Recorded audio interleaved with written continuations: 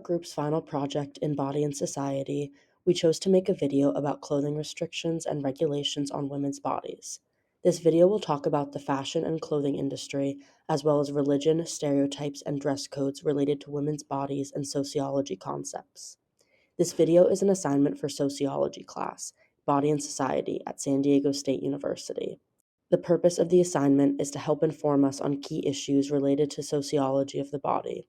The positions being advocated may not necessarily reflect the opinions of the students developing the video.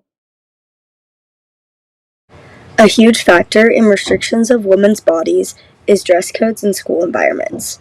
There are many underlying issues with school dress codes, and they can be intended to control and restrict women's bodies. The restrictions set gender stereotypes, target females by objectifying them, and reinforce hegemonic masculinity. Female students are not only expected to adhere to the dress code, but they are also supposed to control male reactions to their own bodies. These issues can potentially affect academic performance and self-esteem. In addition, it does not only affect female students adversely, but also transgender students, who are restricted from dressing according to their identity because they are forced to adhere to expectations of their legal sex instead and conform to gender norms and stereotypes. The sociological concept of objectification of the female body is seen in the school dress code requirements and enforcement, which unfairly focuses on females and their appearance.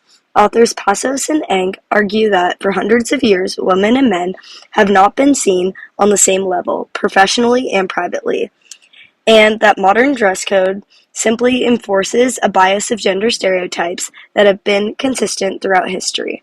The consequences of dress codes fall more heavily on females, who are expected to not cause a distraction for male students, who may be looking at their bodies. This becomes fundamentally unfair because girls are not responsible for boys' reactions to their appearance. In addition, hegemonic masculinity is only reinforced through dress codes because it serves to symbolize the social power of men and reinforces relations of domination and subordination, not only between women and men, but also between different groups of men. Thus, dress codes are fundamentally biased and discriminatory against women and only allow for continued dominance of the male sex over the female sex, and cause irreparable harm to young women who seek an education without the focus on their physical appearance and how male students react to it. One of the most problematic themes behind dress codes is the intent to control what women wear. Adeline Rich, a feminist writing in the 1970s, remarked, "I know no woman for whom her body is not a fundamental problem. Its clouded meaning, its fertility, its desire, its so-called fragility, its bloody speech, its silence, its changes and mutations, its rapes and ripenings." In trying to manage female appearance, schools perpetuate the misogyny that boys can view women for their pleasing appearance and suffer no consequences. But girls must constantly be aware that they cannot be sexually attractive in a learning setting, and if they are, it is their own fault. By setting these restrictions, it enforces gender stereotypes, objectifies women's bodies, and targets women unfairly.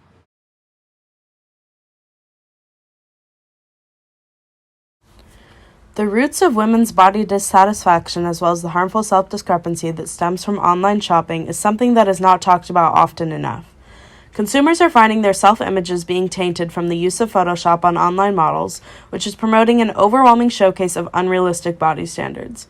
Another issue many women are finding with online retail is the one single body type casted over most retail websites, and thus the lack of inclusivity with models shown on the screen. Unfortunately, the fashion industry as a whole promotes a thin and tall silhouette, and online models advertising apparel are no exception. It's important to address this reality when it's clear that only a small select group of consumers actually possess these measurements, whilst the majority of the demographic has completely different body types. In today's video, I will dive into the professional research behind these issues and examine specifically how online retail's subliminal marketing techniques have affected women over time. Our textbook talks about a concept called the persistence of the beauty myth, which is described as a cultural injunction for the female body embedded in advertisements for various products. Hausen says, advertising offers a privileged world of appearances, providing both information and misinformation that constructs symbolic worlds and in turn associates them with particular products. Although this is our reality, we shouldn't have to be misled by the misinformation just for the sake of selling. In more recent years, where technology has come into play, Photoshop causes a whole load of issues. An article from Galore interviews a professional clothing retoucher and what her job entails. She explains that we'd have to do skin retouching, making sure there were no pimples on the models, no hair out of place, and basically improving the general look of the pictures so that they were all unified and fit together. We had to Photoshop their necks, the back of the neck, so the hair would be perfect on the back of the neck, etc. As mentioned by her, there is an unnatural editing being done to all kinds of everyday clothing ads across the web, and yet many consumers are unaware of this process and can therefore find themselves comparing to false images. This relates heavily to the topic of non-inclusivity with online models, and how in reality only one body type is showcasing apparel which most women simply don't fit into. A study published by Emerald Insight had intriguing findings and results about this concept. The journal states that slim respondents showed significantly higher hedonic shopping orientation, and their attitude to the internet shopping was positive, since they evaluated using the internet as being quote-unquote fun. By contrast, respondents with larger body types considered the convenience of internet shopping to be the most important feature. Overall, getting the conversation started about the many issues with online shopping and how it affects women is a step in the right direction for ensuring that the future of online retail doesn't affect women as harshly. There are an estimated 4,000 plus religions in the world, the most prominent ones being Christianity, Islam, Judaism, Hinduism, and Buddhism. With the wide variety of religions and rules upon each community, there is something that is a common factor amongst them. Women have to cover up their bodies, specifically in places of sacred worship. In this video, I'm going to explain how women have to cover their bodies for religious purposes, showing three things: androcentrism, gender socialization, and the dimorphic model of sex. Androcentrism is very prominent in religion because men don't have nearly as many clothing restrictions or regulations as women do. Men are primarily the highest ranked, for example, in the Catholic Church. The rankings in the Catholic Church go from the priest, bishop, archbishop, cardinal, or pope. Women are not allowed to be any of these roles. This allows the continuous cycle of men being in power, and then they interpret religion for the rest of the community. Women are only allowed to be nuns, or a lower ranking of a reader or altar server, in which their entire purpose is to assist a priest, a man. This assimilates the idea that women hold less power and authority than a man does. Gender socialization is defined as the process by which kids are made into girls/women and boys/men. This can be seen in religion when young children are brought up in religious houses or communities, and they are told what their roles should be in religion, whether if they are a girl or a boy. For example, in most Muslim religions, girls have to start covering up their hair when they become a teenager, around 13 to 15 years old. This is gender socialization because it is girls doing gender and internalizing gender norms. The last example of clothing restrictions and regulations in religion is through the dimorphic model of sex. The dimorphic model of sex is shown as two distinct sexes, biologically fixed and heteronormative. The different clothing rules in religion is part of the dimorphic model of sex because men are thought to wear more masculine clothing, like pants, while women have to dress more feminine and cover more of their body, like long skirts and dresses. This is another way that humans do gender. Hi, this is Anastasia, and the main issue I will be addressing is how social media or society pressures women into fitting unrealistic bodily standards that are portrayed on platforms like Fashion Week, magazines like Vogue, and high brands that hire models to represent their brands, harming women's bodies and self-esteem. First, I will address the idolized Kardashian body presented on social media and high-end brands. The Kardashians have been posting on social media before and after their cosmetic surgeries, photoshopping their flaws to show society they are perfect when they also face insecurities. Moreover, as stated in the textbook, self-presentation is linked to body image, how a person thinks and feels about her body size and shape, as well as how others respond to and evaluate her body's appearance. Although the concept of body image is broad and can be used to refer to size perception accuracy, body satisfaction, and body esteem, the overwhelming weight of research suggests that high self-esteem is linked to positive image. Men glamorize how women's bodies should look, which adds to the pressure of being happy with your confidence and how others perceive you. In the article, Kim Kardashian's slim, thick figure is more harmful for body image study, author Brooke Cato addresses. Unfortunately for Kim Kardashian and her loyal disciples, a study conducted by TYU discovered that slim, thick imagery online causes more body dissatisfaction among young women. While these influencers keep posting on social media, they don't even post their true bodies. Cato states that family of influencers is regularly outed for outrageous Photoshop fails, including this week when Kim Legg fell victim to heavy-handed editing, promoting its removal from her Instagram. These unrealistic bodily standards that change over time lead women to develop anxiety and self-esteem issues.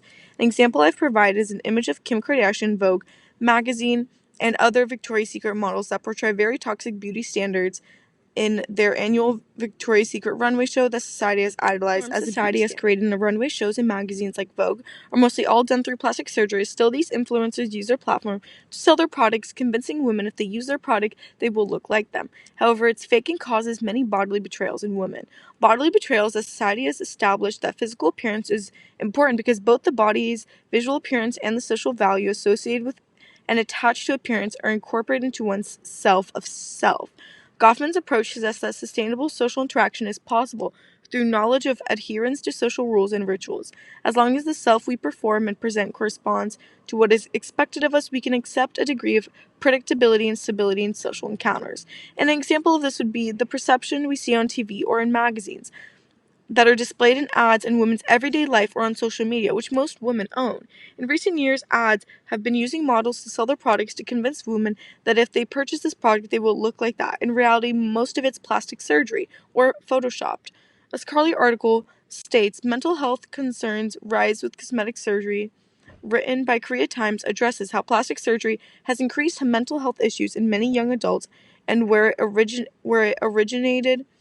They state that the most extreme disorder related to appearance is body dysmorphic disorder, a condition marked by a delusional level of concern about a physical trait.